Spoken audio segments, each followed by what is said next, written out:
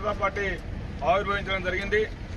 ఈ పార్టీ వ్యవస్థాపకులు జనసంఘ్ కాలం నుండి శ్యామాప్రసాద్ ముఖర్జీ, పండిత్ దీన్ దయాళ్ ఉపాధ్యాయ, అటల్ బిహారీ వాజ్పేయి, నానాజీ దేశ్ముఖ్ నలుగురితో జనసంఘాన్ని ప్రారంభించి ఆ తర్వాత భారతీయ జనతా పార్టీగా 1980లో రూపాంతరం చెందినటువంటి పార్టీ ఇంతింతై వటుడింతై అనేక ఒడిదుడుకులు ఎదుర్కొని ఈ దేశంలో 2 సీట్ల నుంచి 303 సీట్ల వరకు పార్లమెంట్లో గెలిచి ఈ దేశాన్ని పరిపాలిస్తూ ఈ ప్రపంచంలోనే అతి ఎక్కువ మెంబర్షిప్ కలిగినటువంటి పార్టీగా దాదాపు 18 కోట్ల మంది సభ్యులు కలిగినటువంటి పార్టీగా ఈరోజు ప్రపంచంలోనే ఒక అతి ఉన్నతమైనటువంటి పార్టీగా ప్రపంచమంతా కూడా గుర్తిస్తున్నటువంటి నాయకుడు కూడా భారతీయ జనతా పార్టీ నాయకుడు.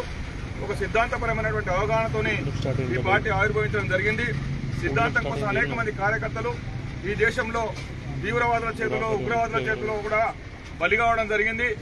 అటువంటి ఒక సిద్ధాంతం కోసం పనిచేసినటువంటి అనేక మంది కార్యకర్తలు ఈ దేశ ఉన్నతి కోసం, ఈ దేశ ఔన్నత్య కోసం, ఈ దేశ ప్రగతి కోసం అనేక రకాలుగా కష్టపడినటువంటి party Bharatiya Janata party.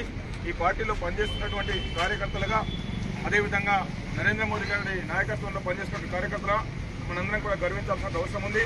Party ఆవిర్భావ విషయాల్ని, అదేవిధంగా పార్టీ సిద్ధాంతాన్ని భావితరాలకు తెలియజేసే విధంగా మనమందరం కూడా పార్టీని ఇంకా గ్రామీణ ప్రాంతాల్లో, మారుమూల పల్లెల్లో, మారుమూల వర్గాల వరకు కూడా, చిత్తచివరి వ్యక్తి వరకు కూడా పార్టీ తీసుకోవాల్సినటువంటి బాధ్యత మనందరిపైన ఉంది. పార్టీని పెంచడం కోసం నిరంతరం మనందరం కూడా కష్టపడి పనిచేయాల్సిందిగా మీ అందరికీ కూడా విజ్ఞప్తి చేస్తూ, ఈ సందర్భంగా అవకాశం ఇచ్చిన మీ అందరికీ కూడా ధన్యవాదాలు తెలుపుతూ ముగిస్తా ఉన్నాను. ఇప్పుడు మన ఆరుమూరు శాసనసభ్యులు సోదరులు రాకేష్ అన్న గారిని మాట్లాడాల్సిందిగా కోరుతా ఉన్నారు.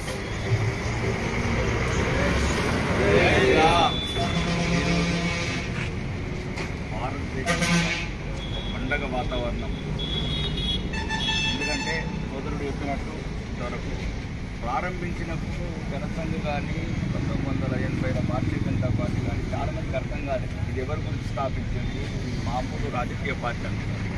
ఈరోజు ప్రపంచమంతా అర్థం చేసుకుంటుంది ఈ పుట్టినరోజు భారతదేశం పార్టీ మరలాంటి ఇంకా బతికున్నాము, ఈ భూమి మీద నడాయాడుతున్నామని కరోనా లాంటి వ్యాక్సిన్ కావచ్చు అంటే అట్లాంటి నాయకత్వం ఉన్న భారతీయ జనతా పార్టీ ఈరోజు ప్రపంచమంతా గుర్తిస్తున్నది.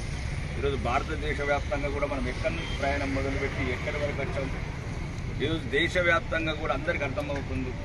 ముఖ్యంగా హిందువులకు మేము బతకాలంటే, ఈ దేశంలో గౌరవంగా ఉండాలంటే ఈ జెండా, జాతీయ జెండాతో పాటు భారతీయ జనతా పార్టీ జెండా కూడా మువ్వన్నెల జెండా రెపరెపలాడుతుంటేనే మా బతుకులు బాగుంటాయి, మనం గౌరవంగా బతకగలుగుతుంది. ప్రతి ప్రజలు అందుగురించి 2 సీట్ల నుంచి మొదలుపెట్టిన ప్రయాణం ఈరోజు సుమారు 303 సీట్లు మొన్నటి ఎలక్షన్లో, ఈరోజు 400 సీట్లు అబ్కి బార్ 400 పార్ ఎట్లా ఇదంతా వచ్చిందంటే ఆ పెద్దలు, మహాత్ములు, పుణ్యాత్ములు ఏ స్వార్థం లేకుండా ఇప్పుడున్న కమర్షియల్ పార్టీ లాగా ఏదో కొడుకు ముఖ్యమంత్రి కావాలా, మనమడు ముఖ్యమంత్రి కావాలనే ఆశయం లేకుండా దేశం బతకాలా, ధర్మం బతకాలని ఒక మంచి సంస్కృతితో స్థాపించిన పార్టీ భారతీయ జనతా పార్టీ.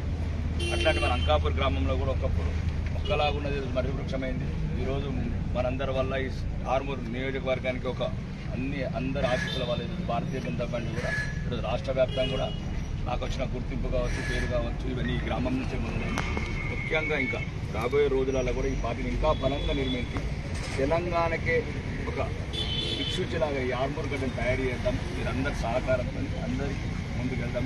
ఎప్పుడు ఈ భారతీయ జనతా పార్టీ జెండానికి ఎప్పుడు రెపరెపలాడుతూ ఉంటాం. భవిష్యత్ తరాన్ని భవిష్యత్తు కాపాడుతున్నాం. దానికి ఈరోజు ఈ సందర్భంగా ఈ అవకాశం ఇచ్చిన అందరికీ ధన్యవాదాలు. భారతీయ జనతా పార్టీ కలిసి ఈరోజు